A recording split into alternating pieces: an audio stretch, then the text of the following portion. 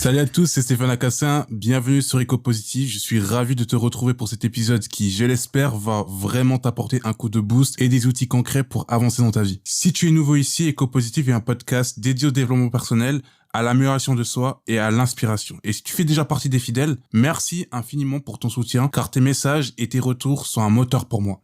Dans cet épisode, on se penche sur un thème qui résonne avec nos expériences à tous, les relations de couple et plus particulièrement comment construire une relation saine et épanouissante. On va parler des éléments qui permettent de s'épanouir ensemble, mais aussi de certains signaux d'alerte à prendre au sérieux pour éviter les dynamiques toxiques. Parce que oui, les relations sont parmi les expériences les plus enrichissantes de la vie, mais elles demandent du temps, de la communication et de l'engagement pour vraiment réussir. Cet épisode est là pour te donner des clés, que tu sois déjà en couple, que tu sortes d'une relation compliquée ou que tu sois simplement curieux d'en apprendre plus sur l'amour et la connexion humaine. Pour commencer, parlant de ce qui peut rendre une relation difficile et toxique, c'est essentiel d'en être conscient parce que bien souvent, on ne réalise pas tout de suite qu'une relation est devenue toxique. Les comportements malsains ou blessants s'installent souvent de façon progressive et subtil, et parfois on finit par s'y habituer pensant que c'est normal, mais non, certaines choses ne le sont pas. Les signes d'une relation toxique peuvent inclure des comportements de contrôle, par exemple si ton partenaire veut constamment savoir où tu es, avec qui ou ce que tu fais. Ça peut aussi être de la jalousie excessive, des remarques qui rabaissent ou le fait de te sentir constamment en faute. Dans une relation toxique, tu as souvent la sensation d'être constamment sur la défensive, de marcher sur des œufs pour éviter de déclencher une réaction de l'autre. Ces comportements finissent par miner ton estime de toi, et au lieu de te sentir heureux, tu finis par te sentir anxieux,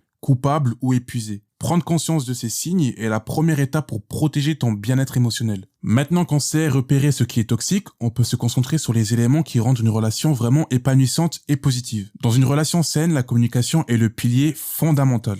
Mais communiquer, ce n'est pas seulement parler. C'est aussi écouter, se comprendre et être capable de se dire les choses importantes sans crainte de jugement. C'est pouvoir exprimer tes besoins, tes peurs et tes envies. Quand il y a une vraie communication, tu te sens entendu et tu sais que l'autre est là pour toi, que tu peux compter sur lui. Le respect va main dans la main avec la communication. Respecter son partenaire, c'est accepter ses différences, ses opinions et ses valeurs sans chercher à le changer. Chacun doit pouvoir être lui-même sans se sentir jugé. Le respect, c'est aussi savoir poser des limites, comprendre les besoins de l'autre et les accepter. Dans une relation où communication et respect sont présents, tu te sens valorisé et reconnu. Les relations deviennent alors un espace de confiance où chacun se sent libre de partager ce qu'il est. On voit bien que la communication et le respect sont essentiels pour poser les bases d'une relation harmonieuse, mais ce ne sont pas les seuls éléments. Voyons maintenant l'importance des petites attentions et du soutien au quotidien. Les petites attentions quotidiennes sont souvent sous-estimées, mais elles ont un impact énorme.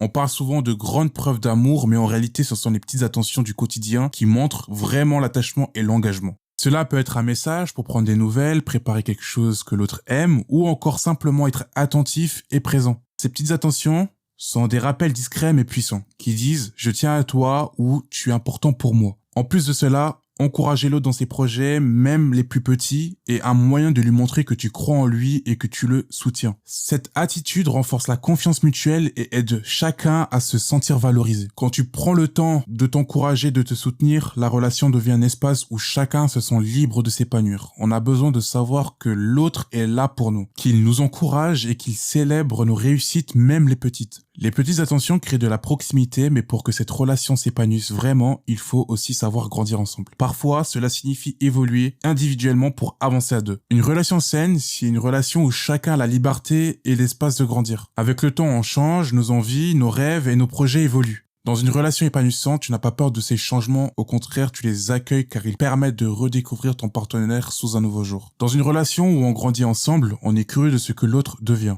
On s'intéresse à ses nouvelles passions, à ses ambitions et on cherche à l'accompagner dans ses projets. Cela demande de la tolérance, du respect et une réelle envie de voir l'autre s'épanouir. Quand on accepte que le changement fait partie de la vie, on permet à la relation d'évoluer et de devenir plus forte. La croissance individuelle de chacun nourrit la relation et la rend plus enrichissante. Grandir ensemble implique aussi d'accepter les désaccords. Alors voyons maintenant comment gérer les conflits de manière constructive pour ne pas briser cette harmonie. Les conflits sont inévitables, même dans les relations les plus heureuses. Mais il existe une grande différence entre des disputes destructrices et des désaccords constructifs. Dans une relation saine, on ne cherche pas à blesser l'autre pendant une dispute, mais à exprimer ce qui ne va pas pour avancer ensemble. Pour gérer les conflits de manière constructive, il est essentiel de se concentrer sur les problèmes et non sur la personne. Au lieu de se lancer des reproches, on cherche à comprendre le point de vue de l'autre et à trouver un terrain d'entente. Cela demande de l'écoute, de l'empathie et une capacité à comprendre le point de vue de l'autre et à trouver un terrain d'entente. Cela demande de l'écoute, de l'empathie et une capacité à prendre du recul pour éviter que la colère ne prenne le dessus. Apprendre à gérer les conflits permet non seulement de renforcer la relation, mais aussi de mieux se connaître mutuellement. Les désaccords peuvent devenir des opportunités d'évolution et de renforcement du lien si on les aborde avec respect et bienveillance. Quand on arrive à gérer les conflits et avancer malgré les différences, la relation devient solide et harmonieuse. Mais pour garder cette belle dynamique, il y a encore un dernier ingrédient à ne pas négliger, la gratitude. La gratitude est l'un des secrets d'une relation épanouie. Prendre le temps de reconnaître les qualités de ton partenaire, de te rappeler pourquoi tu es avec lui, permet de garder la relation vivante et positive. Quand tu exprimes de la gratitude, tu montres à l'autre que tu ne le prends pas pour acquis. Pratiquer la gratitude, c'est de se rappeler des bons moments passés ensemble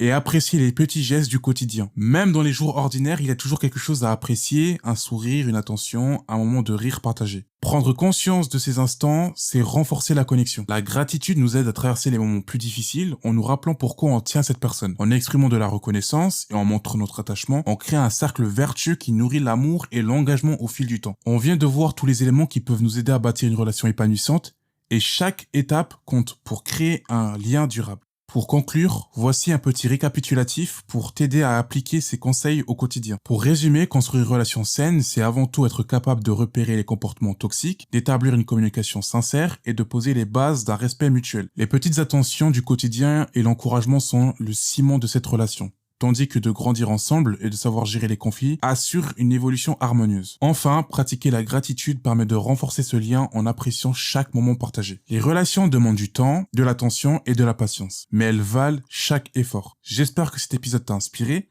et donné des pistes pour avancer, que tu sois en couple ou en quête d'une relation authentique. Merci d'avoir écouté cet épisode d'Éco-Positif, j'espère qu'il t'a inspiré et donné des idées concrètes.